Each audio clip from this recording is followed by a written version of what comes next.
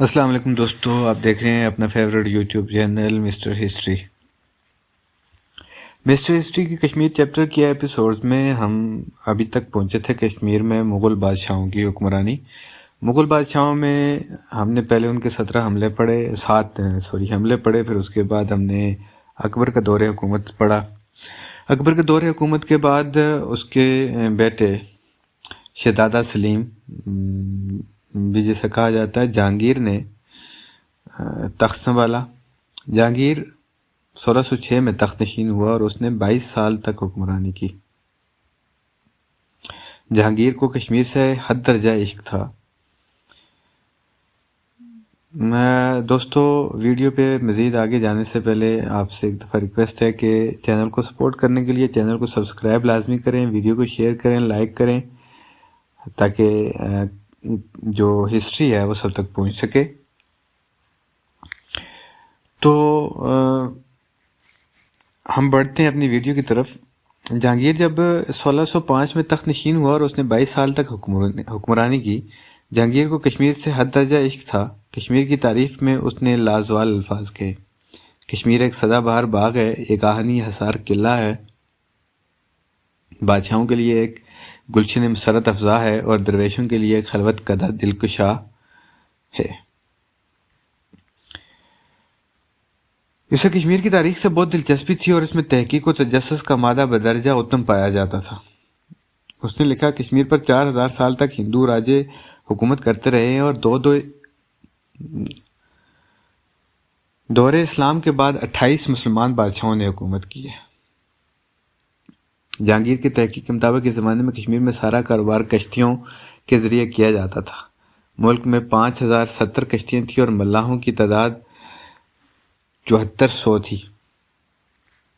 جہانگیر کے دور حکومت میں سری نگر میں آگ لگ گئی جس میں 2000 گھر جل کر خاک ہو گئے۔ سری نگر کی جامع مسجد بھی جل گئی۔ جہانگیر نے مسجد کی تعمیر نو کا حکم دیا جو 17 سال میں مکمل ہوئی۔ ملکہ نور جہاں کے حکم پر خانقاہ حضرت بل جسے زڈی بل دوبارہ تعمیر کی گئی اور خانقاہ ملا کے سامنے پتھر مسجد کی تعمیر ہوئی جو اب تک موجود ہے۔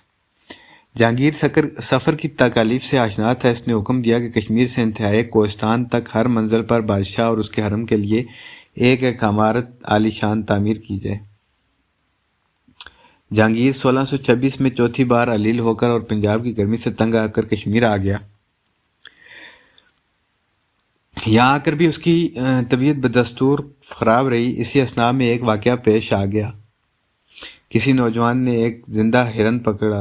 انعام کے لالچ میں ہرن کے گلے میں رسی باندھ کر بادشاہ کے پاس لا رہا تھا کہ رسی ٹوٹ گئی اور شکار بھاگ گیا،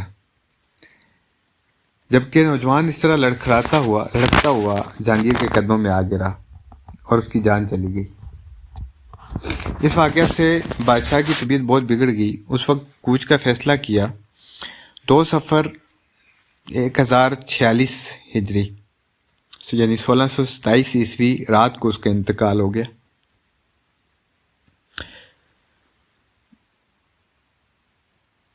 مغلوں کی طرف سے کشمیر میں مقرر کیے جانے والے صوبیداروں میں سے بیشتر ظالم اور بے رحم تھے اور ان میں سے ایک اعتقاد خان تھا جس کا تقرر جہانگیر کی حکومت میں 1622 میں ہوا اور 11 سال کے بعد شاہجہان نے اسے اس عہدے سے برطرف کر دیا۔ وہ انتہائی سخت گیر اور ظالم آدمی تھا۔ اس نے چکوں کو بہت ستایا، گردہ در گردہ گروہ در گروہ چک گرفتار کر کے قتل کرائے۔